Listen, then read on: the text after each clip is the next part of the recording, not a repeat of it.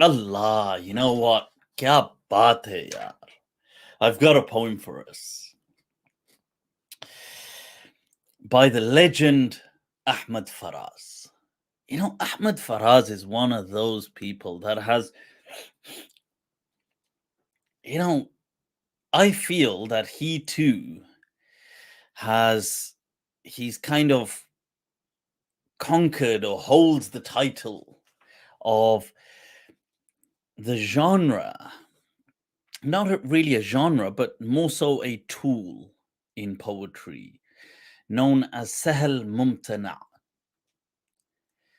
And it's from the Arabic as Sahlul Mumtana. And this is when you say something with such simplicity, and yet it's such a complex thing that you've combined. And you know, when you say it, it's like the listener could think, oh yeah, wow, oh wow, it appears as though anybody could have said it, but they couldn't. I mean, I think the crown of that actually goes in recent times to Jaun Elia, because he definitely, he says things with much more simplicity, almost in some way, speech like, almost, like आसमां को देखता है तू आसमां में कोई रहता है क्या, it's almost a speech like thing that दास्तां खत्म होने वाली है तुम मेरी आखिरी मोहब्बत हो. Oh, wow. See, now that is like, you take that line. I think take that line. Tahleel. Let's do analysis, man. Analysis. The Arabic word tahleel. Tahleel for analysis. It also can mean making something halal, but when it's used in standard Arabic, it means analysis. So, look, dastan khatam hone wali hai, that the story is about to end. Tum meri aakhiri mohabbat ho. It's like, just the story is about to end. Story of life is about that dastan, the saga, greater than story actually. Dastan is like the saga is about to end. And you're like, so he's brought in your attention. And then wham. Tum meri. So you're like, you are meri aakhiri mohabbat. You are my final love story. It's, look how much he's compressed in that. Because in many ways, it's almost like, what? Like, oh, so I'm not your only love story. You see, what he's doing, he's telling you that on one hand, he's trying to say, well, yes, of course, there's been many before you, tum kis guma mein ho, as he says, what kind of, I don't know, delusion are you in? That there's been many before you. So when a person is almost taken aback by that thought, they're immediately brought forward with Akhri Mohabbat, but you're the final. You seal the deal. Allah, look how much that has kind of compressed and compactified into this just one stanza, one, bait. They call it a bait. These two misra, the two lines of any poem. So this one bait, look how much is compressed in that. He's kind of telling you he's dying. He's telling you that you are, the saga is coming to an end. Which implies that there's been so much drama that has happened to this tale. He's telling you that you are the love of his life. So there's like, wow. But then he's telling you, but you're not the only one. There's been many stories before you. So there's mixed emotions, but then he's telling you that you are the final. And with you, the story ends. it's it's amazing, when you look at these kind of things. And this is in many ways sahlun mumtana, that it is a difficult concept that when the listener hears it, he thinks, oh, I could have said that. you know this Gumman is this kind of delusional concept that I could have said that. Even me, moi, I could have done that. But you can't. Left to your own devices, do it then. Hatu burhanakum in kuntum sadiqin. But you can't. So this is, and in some ways, I feel Ahmad Faraz is like that as well. Many poets are like that.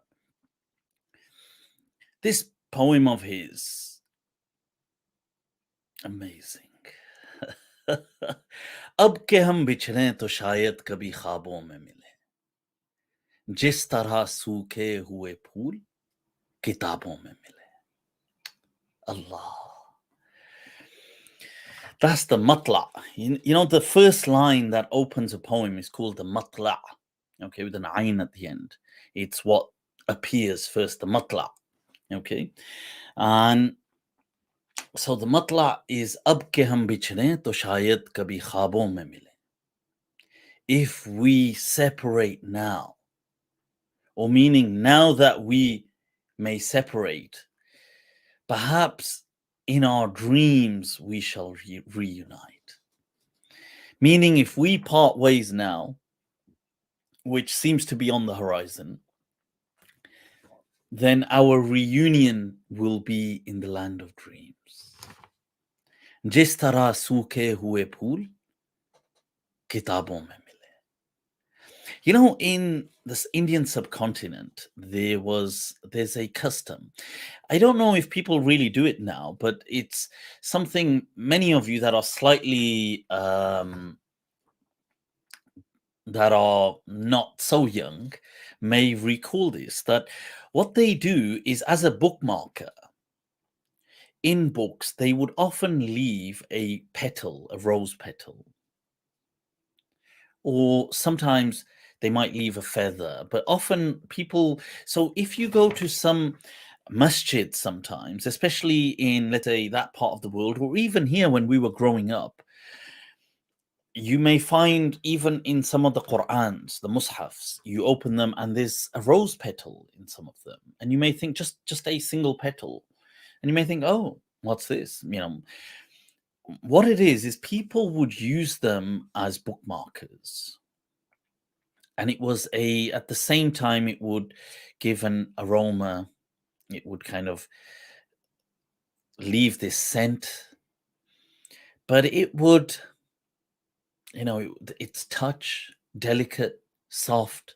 It wouldn't generally harm the paper. And in many ways, as it kind of aged,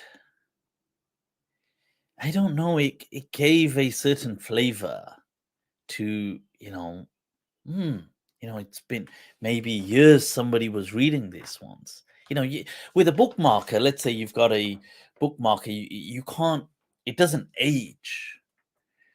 And so although you may be reminded, okay, somebody was reading this, were they reading it last week, last decade, but there's a kind of aging with that petal. And people do that there. And he says the way flowers, these petals end up meeting in a book. This is how we may meet in the world of dreams. ढूंढ उजरे हुए लोगों में वफा के मोती. Seek the gems and pearls of people amongst those who are ruined. ये खजाने तुझे मुमकिन है खराबों में मिले. Allah. He says these treasures that you're seeking, perhaps you'll find them amongst the devalued, amongst the ruins, the kind of debris. You see, even treasure, when you think about it, gold, it will be found in the earth amongst the rocks, covered in dirt, as will all gems, and often be found lonely. You see, that's the nature of gems. they are found in very humble surroundings and often alone. You see, and he's telling you, you want to find genuine, you want gems of people. ढूंढ उजड़े हुए लोगों में वफा के मोती. You want the gems of loyalty. Why don't you look where people have passed through peril, through destruction, through suffering? ये खजाने तुझे मुमकिन है खराबों में मिले. Perhaps in the ruins you will find such treasure. गम दुनिया भी गम यार में शामिल कर लो. नशा भरता है शराबें जो शराबों में मिले. Allah. He says, you've got sorrow, you've got problems, I'll tell you problems. Allah. गम दुनिया भी गम यार में शामिल कर लो. You see, you're going around with this problem of love. Low. He says, the gham of this dunya. And this is, I'm forever mesmerized with how the Urdu poets had glamorized gham. They had glamorized. Let me see if I can. Yeah, that's better. There was just some the fan from the PC, right? They had glamorized melancholy, and it's like something.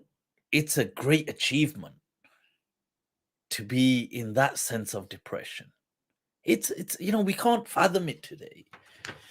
And he says what to do is the gham of this dunya, mix it with the gham that you're going through because of this low story. And he says, don't you know alcohol? And he's talking about sharab, as in alcoholic drinks. He says, nasha bharta hai, that the intoxication increases, the buzz, it is increased. Sharabein jab sharabon mein mile. When you mix drinks together, he's like, this is it's something else.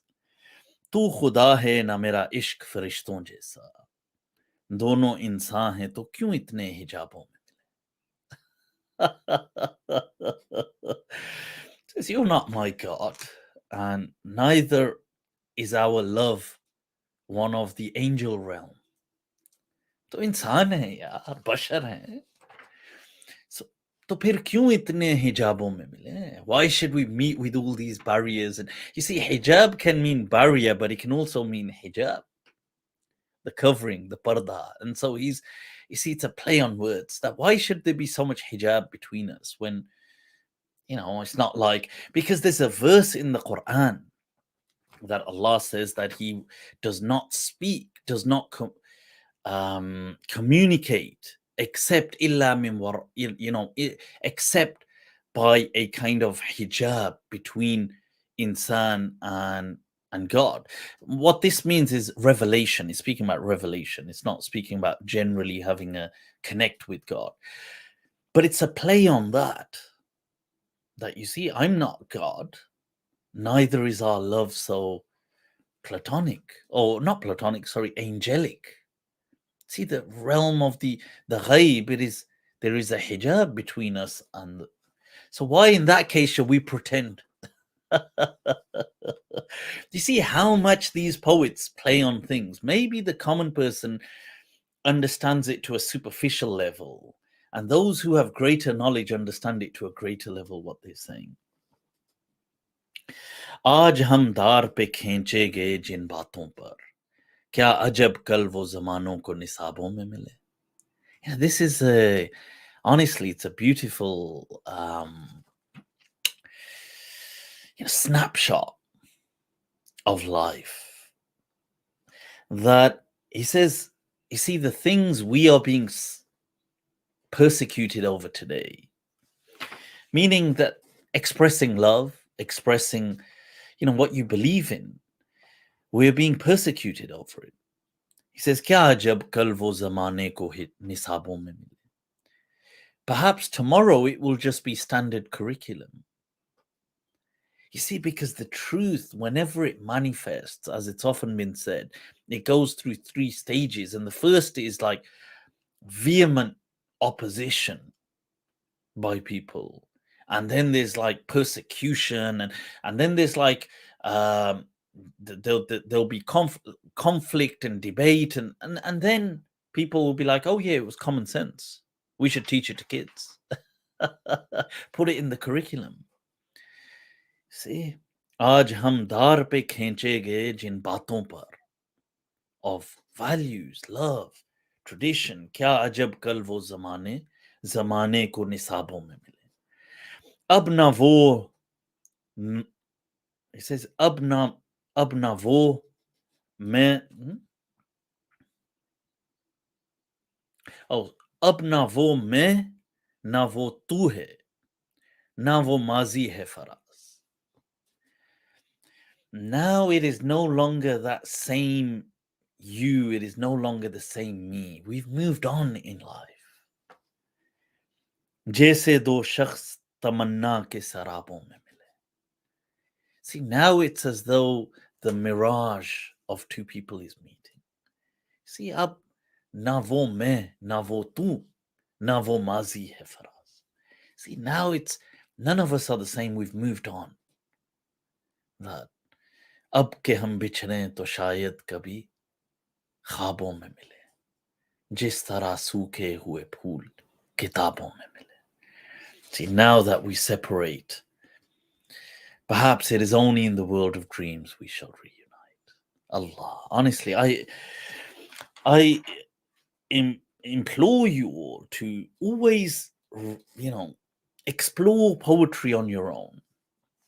Imam Shafi'i would often say that anybody that took a passion to poetry, his heart became softer, and in life it became softer, as in embodied more love and compassion. So, yeah.